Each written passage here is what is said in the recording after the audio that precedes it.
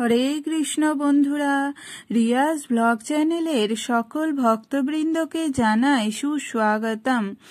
আজকের ভিডিওটি শুরু করছি অন্নদা একাদশীর মাহাত্ম্য দিয়ে এবং এই অন্নদা একাদশীর দিন দাম্পত্য জীবনে সুখ, সম্পদ ও সৌভাগ্য কিভাবে নিয়ে আসবেন সে নিয়েই একটু আলোচনা করা হবে। আশা করি আজকের ভিডিওটি পেয়ে আপনারা খুবই উপকৃত হবেন। তাই সকল ভক্তবৃন্দের কাছে আমার একটাই অনুরোধ রইল, ভিডিওটি যদি ভালো লেগে থাকে তাহলে অবশ্যই চ্যানেলটি সাবস্ক্রাইব করে দেবেন। একটু সাথে ও পাশে অবশ্যই থাকবেন। এই ভাদ্রবতী কৃষ্ণপক্ষিয়া অন্নদা একাদশীর মাহাত্ম্য ব্রহ্মবৈবর্ত পুরাণে বর্ণনা করা হয়েছে। এই মহারাজ যুধিষ্ঠির বললেন, হে কৃষ্ণ, ভাদ্র মাসের কৃষ্ণপক্ষের একাদশীর নাম কি তা শুনতে আমি অত্যন্ত আগ্রহী। শ্রীকৃষ্ণ বললেন, হে রাজন, আমি সবিস্তারে এই একাদশীর কথা বর্ণনা করছি, আপনি একাগ্র চিত্তে শ্রবণ করুন। ভাদ্র মাসের কৃষ্ণপক্ষের একাদশীর নাম অন্নদা। এই তিথি সর্বপাপ বিনাশিনী। যিনি শ্রীহরির অর্চনে এই ব্রত পালন করেন তিনি সর্বপাপ মুক্ত হন। এমনকি এই ব্রতের নাম শ্রবণেই রাশি রাশি পাপ বিদূরিত হয়ে যায়। এই ব্রত প্রসঙ্গে একটি পৌরাণিক ইতিহাস আছে।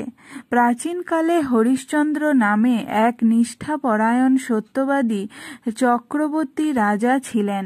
পূর্ব কর্মফল ও প্রতিজ্ঞার সভ্য সত্যতা রক্ষায় তিনি রাজ্য ভ্রষ্ট হন। অবস্থা এমন হল যে তিনি নিজের স্ত্রী, পুত্র ও অবশেষে নিজেকেও পর্যন্ত বিক্রি করতে বাধ্য হলেন। হে রাজেন্দ্র, এই পুণ্যবান রাজা চণ্ডালের দাসত্ব স্বীকার করেও সত্য রক্ষার্থে দৃঢ় নিষ্ঠা প্রদর্শন করেছিলেন। তিনি শ্মশানে মৃত ব্যক্তির বস্ত্র ও কররূপে গ্রহণ করতেন। এইভাবে বহু বছর কেটে গেল।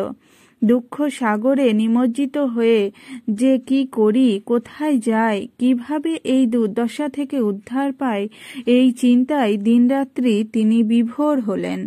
এমন সময় দৈবক্রমে পর দুঃখী গৌতম ঋষি রাজার কাছে এলেন। রাজা মুনিকে দর্শন করে ভক্তি সহকারে প্রণাম করলেন। করজোড়ে তার সামনে দাঁড়িয়ে একে একে নিজের সমস্ত কথা জানালেন। রাজার দুঃখের কথা শুনে মুনিবর বিস্ময়াপন্ন হলেন। অত্যন্ত ব্যথিত হয়ে তিনি বললেন, হে রাজন, ভাদ্র মাসের কৃষ্ণপক্ষের একাদশী অন্নদা নামে জগতে প্রসিদ্ধ। আপনি এই ব্রত পালন করুন। এই ব্রত প্রভাবে আপনার সমস্ত পাপ বিনষ্ট হবে। আপনার ভাগ্যবশত আগামী 7 দিন পর এই তিথির আবির্ভাব হবে।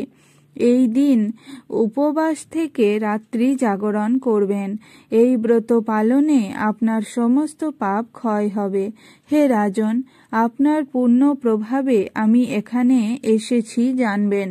এই কথা বলে গৌতম ঋষি অন্তর্হিত হলেন। ঋষিবরের উপদেশ মতো তিনি শ্রদ্ধা সহকারে সেই ব্রত পালন করলেন। তার ফলে তার সমস্ত পাপ দূর হল। হে মহারাজ, এই ব্রতের প্রভাব শ্রবণ করুন। যথাবিধি এই ব্রত পালনে বহু বছরের দুঃখ ভোগের অবসান হয়। ব্রতের প্রভাবে রাজা হরিশ্চন্দ্রের সকল দুঃখ সমাপ্ত হল। পুনরায় তিনি স্ত্রীকে ফিরে পেলেন এবং তার মৃত পুত্রও জীবিত হল। আকাশ থেকে দেবগণ দুন্দুভি বাদ্য ও পুষ্প বর্ষণ করতে লাগলেন। নিষ্কণ্টক রাজ্য সুখ ভোগ করে অবশেষে আত্মীয় স্বজন ও নগরবাসী সহ স্বর্গে গমন করলেন। হে মানুষ, নিষ্ঠা সহকারে এই ব্রত পালন করুন। তিনি শ্রীহরি চরণে ভক্তি লাভ করে অবশেষে দিব্য ধামে গমন করেন। এই ব্রতের মাহাত্ম্য পাঠ ও শ্রবণে অশ্বমেধ যজ্ঞের ফল লাভ হয়। এবার আসা যাক দাম্পত্য জীবনে সুখ, সম্পদ ও সৌভাগ্য কিভাবে নিয়ে আসা যায় এই একাদশীর দিন, সেটাই জেনে নেওয়া যাক। ভাদ্র মাসের অন্নদা একাদশী এবারে বিশেষ সংযোগে পড়েছে। যারা শ্রীহরির পুজো করেন তারা সুখ সমৃদ্ধি এবং বহুগুণ ফল পাবেন। ভাদ্রপদ মাসে শ্রীকৃষ্ণের একাদশী তিথিতে অন্নদা একাদশীর উপবাস পালন করা হয়। অন্নদা একাদশীতে শ্রীহরির পুজোর জন্য একটি বিশেষ কাকতালীয় সংযোগের সৃষ্টি হচ্ছে। এবছর অন্নদা একাদশী উপবাস পালনকারীদের জন্য অত্যন্ত বিশেষ বলে বিবেচিত হচ্ছে। এটা বিশ্বাস করা হয় যে এই বিরল সংযোগে ভগবান বিষ্ণুর পুজো করলে দ্বিগুণ ফল লাভ হবে। আসুন জেনে নেওয়া যাক এই অন্নদা একাদশীতে কি কি শুভ সংযোগের ঘটনা ঘটেছে।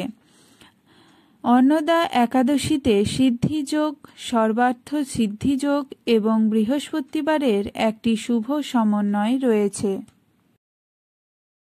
বিশ্বাস করা হয় যে এই শুভ সময়ে অন্নদা একাদশীর উপবাস করলে দারিদ্রতা দূর হয়, ঘরে সুখ ও সমৃদ্ধি আসে। রাজা হরিশ্চন্দ্রও অন্নদা একাদশীর উপবাস করেছিলেন, যার ফলে তার জীবনে সুখ এসেছিল। বৃহস্পতিবার এবং একাদশী উভয়ই ভগবান বিষ্ণুর উদ্দেশ্যে উৎসর্গ করা হয়। এই শুভ অনুষ্ঠানে ভগবান বিষ্ণুর আরাধনা করলে দাম্পত্য জীবনে সুখ, সম্পদ এবং সৌভাগ্য আসে। দাম্পত্য জীবনে সুখ পেতে চাইলে অন্নদা একাদশীর দিন তুলসী গাছের পুজো খুবই ফলদায়ক বলে মনে করা হয়। তুলসী গাছে মা লক্ষ্মী বাস করেন, তাই এই প্রতিকার করলে মানুষ তার দাম্পত্য জীবনে সুখ শান্তি পায়, স্বামী স্ত্রীর সম্পর্কের উন্নতি হয়। আপনি যদি সন্তানদের কাছ থেকে সুখ পেতে চান তবে দম্পতিদের বিশেষ করে অন্নদা একাদশীর দিন সন্তান গোপাল মন্ত্র জপ করা উচিত। এর ফলে সন্তান লাভের সুখ পাওয়া যায়।